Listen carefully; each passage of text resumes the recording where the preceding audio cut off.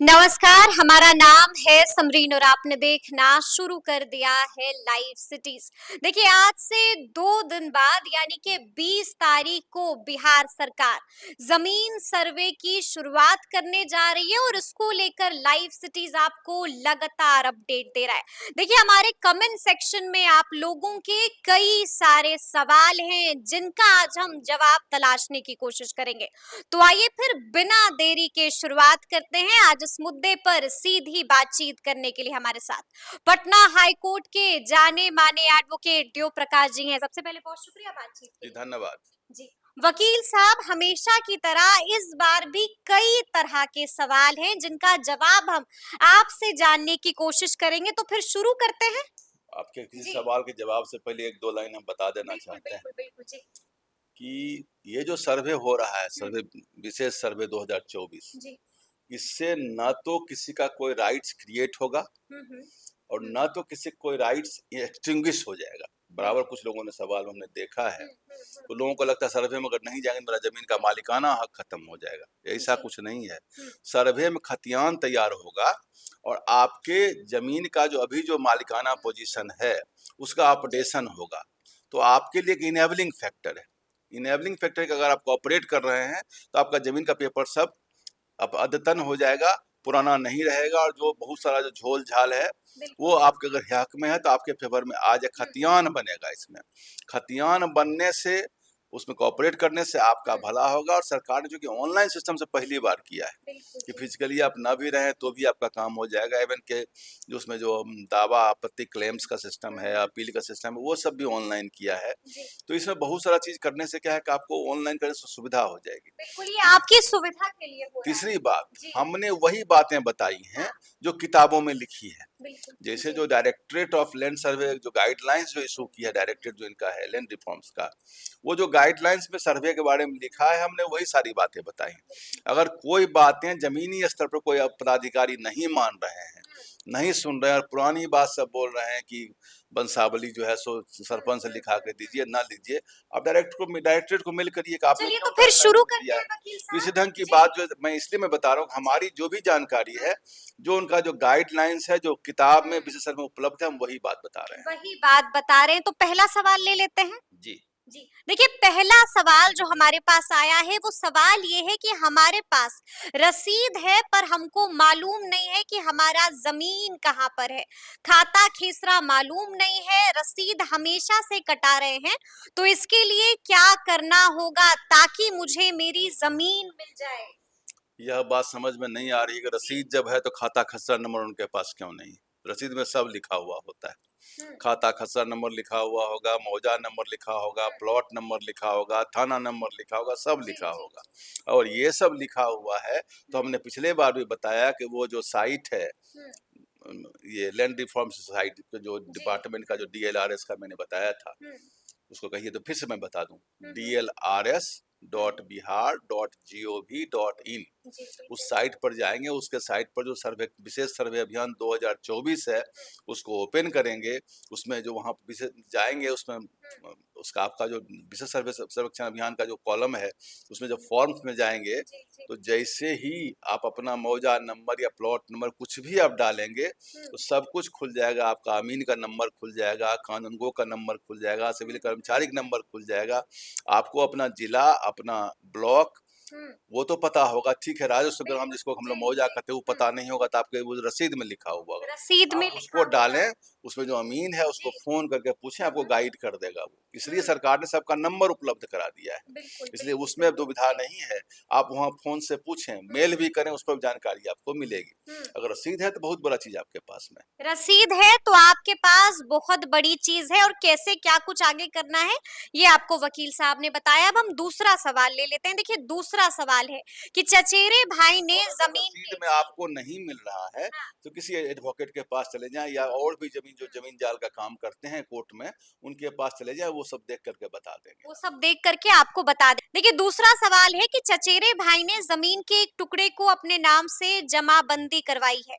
कोई है उससे आधा हिस्सा जमीन मेरी भी है, उसे अपने नाम कराने के लिए क्या करना होगा? देखिए, ये थोड़ा विवाद का विषय हो गया। जी। विवाद का विषय ये हो गया कि जब चचे भाई ने अपना जमाबंदी क्रिएट कर ली है, हुँ, तो आपको तो उसमें ऑब्जेक्शन करना पड़ेगा। लेकिन आप जो अपना अभी डिक्लेरेशन देंगे, हुँ, उस डिक्लेरेशन में उस ज़मीन जो आधी है, उसके बारे में दे देंगे कि ज़मीन मेरी है। वो डिक्लेरेशन आप दे दें हुँ, उनको, और डिक्लेरेशन में जाँच में दे दें, उसको आप डीसीएलआर या के पास लेकर के जाएँ। ठीक अगर है। वहाँ सॉल्यूशन हो जाता है, सो मच सो गुड। हुँ, नहीं सॉल्यूशन अगर होता है आपका, तो सिविल कोर्ट में जाएँ। अगर आपकी ज़मीन है, तो आपकी होगी। थोड़ा लड़ना होगा, लेकिन आपकी हुँ। ज़मीन हो, लेकिन डिक्लेरेशन में दे दें कि ज़मीन हमारी है। अच्छा, डिक्लेरेशन में दे देना पड़ेगा कि ज़मीन उनकी है? जी, बिल्कुल। जमाबंदी जी। क्रिएट करने से मालिकाना नहीं होता। हुँ, मालिकाना जो उनका जो खतियान है, हुँ, उसमें जो उनका जो वंशावली जो पहले से है, जिस कारण से उनका राइट्स क्रिएट हुआ, बर्थ राइट की बात कर रहे हैं, चचेरा भाई ने लिखवा लिया। जी। तो आधी ज़मीन चचेरा भाई की थी, बाकी ज़मीन इनकी थी, तो हुँ, बर्थ राइट होगा, एंसेस्ट्रल प्रॉपर्टी जो विरासत से मिला बिल्कुल, होगा। बिल्कुल, तो जी। वो राइट इनका ऑलरेडी बना हुआ, उस राइट को कोई जमाबंदी क्रिएट करके नहीं ले सकता। वो हुँ। ज राइट इनका रहेगा।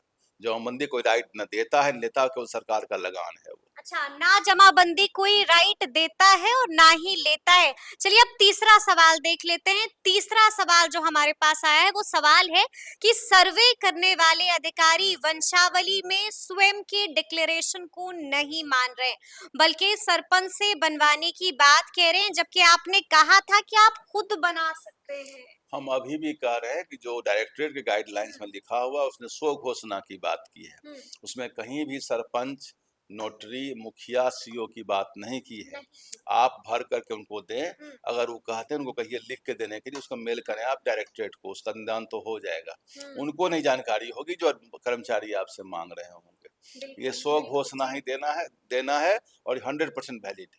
100% ये वैलिड होगा। तो सुना आपने क्या कुछ बता रहे हैं वकील साहब। देखिए अगला सवाल हम देख लेते हैं। अगला सवाल जो हमारे पास आया है वो सवाल है कि अगर किसी की जमाबंदी सही है और वो सर्वे में कोई भी पेपर जमा नहीं करता है, तो क्या सर्वे में जमाबंदी के आधार पर सर्वे ऑटोमेटिक हो जाएगा और नया खाता बन जाएगा?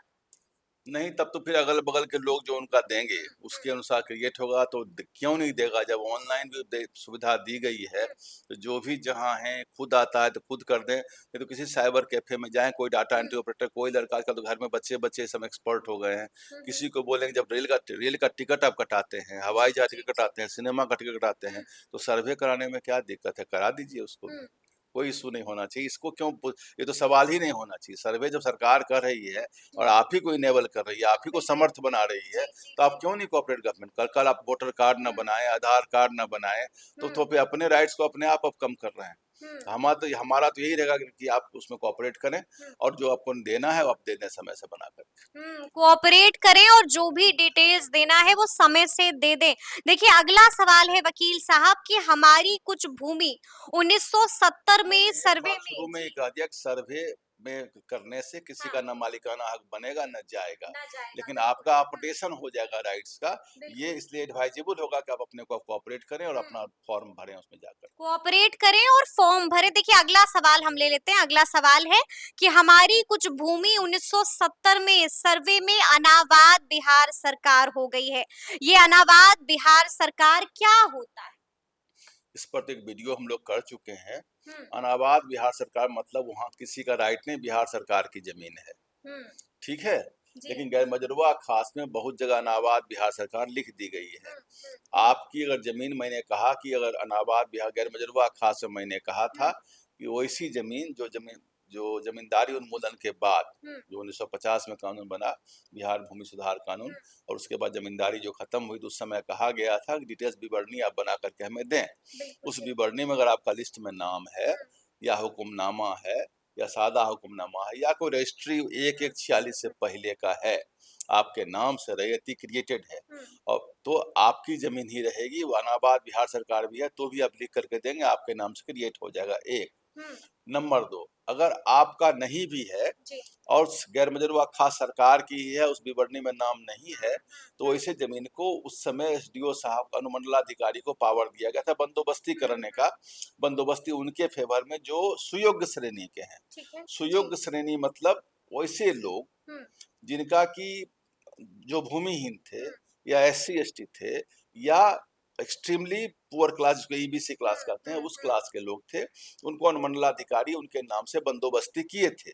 उनके नाम से अगर बंदोबस्ती है, लगान कटती आ रही है, तो जमीन उनके नाम से क्रिएट हो जाएगी। वो भी नहीं है, लगान भी नहीं कट रही है, तो मैंने कहा था सर्विस ऑन ग्रांट, जो ऐसे कर्मचारी जमींदार के जिनको जमीन दे देते थे मजदूरी के बदले में, उस पर लगान वो नहीं लिया करते थे, वो अभी तक बेलगान बहुत जमीन रह गई है। उसमें जाके आप दें, ना दिक्कत हो डीसीएलआर के पास जाएं, जिसको उप समाहर्ता भी हिंदी में कहते हैं, वहां जाके जाए, उसका निदान हो जाएगा, वो कर देंगे, लगान आप क्रिएट हो जाएगा उस चीज को।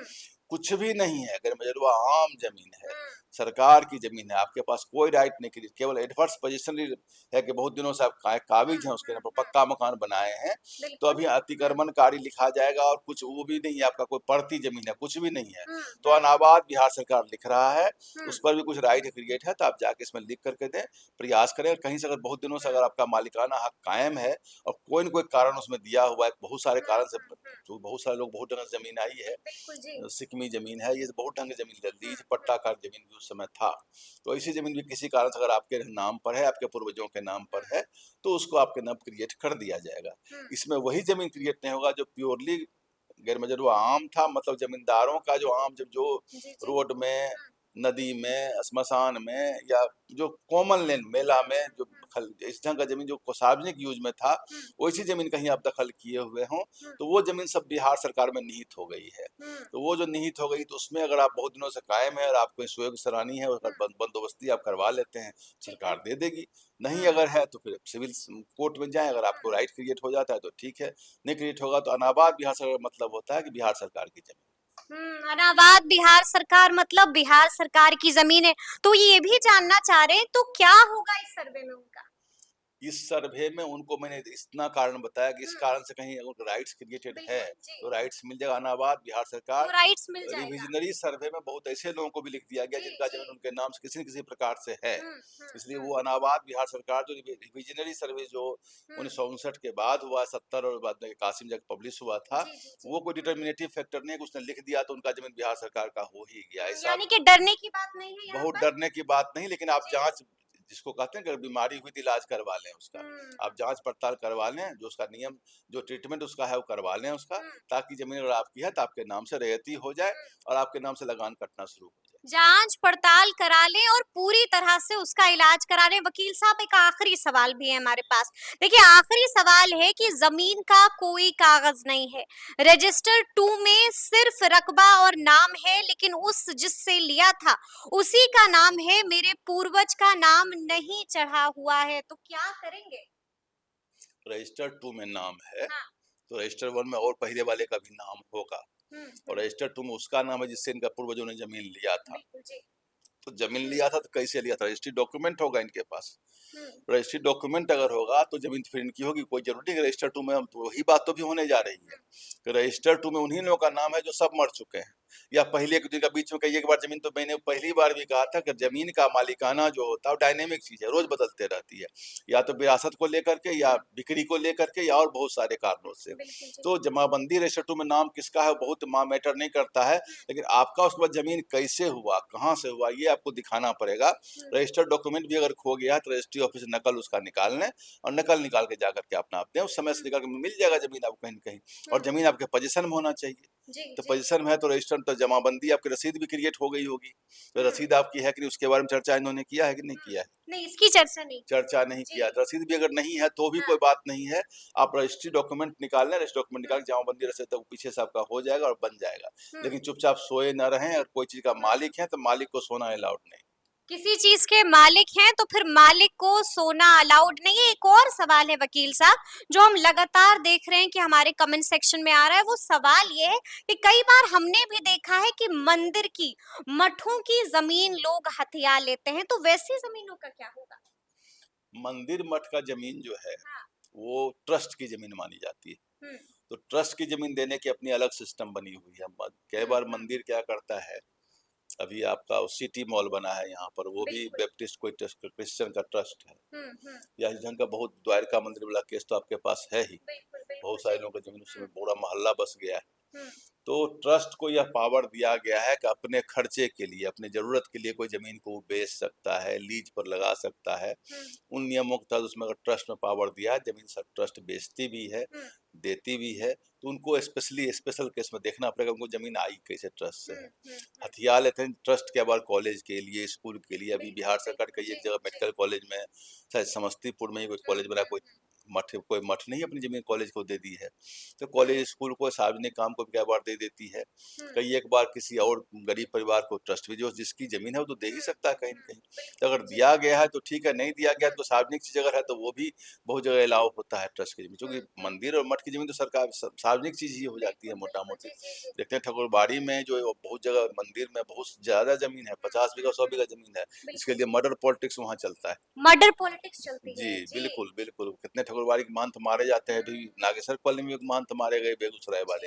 ये सब वही सब कांड रहता है, क्योंकि जो महंत हैं ट्रस्ट के बहुत प्रॉपर्टी होती है इनके पास। बिल्कुल जी। जी। चलिए, तो सुना आपने क्या कुछ बताया है वकील साहब ने। देखिए, तफसील से हम लोगों ने आपके सवाल का जवाब तलाशने की कोशिश की थी, तो उम्मीद है कि आपको आपका जवाब मिल गया होगा। तो फिर ये पूरी बातचीत आपको कैसी लगी है, कमेंट करके हमें जरूर बताइएगा। तो ऐसे तमाम अपडेट्स के लिए ऐसे ही हमारे साथ बने रहिएगा और देखते रहिएगा लाइव सिटीज। बहुत शुक्रिया।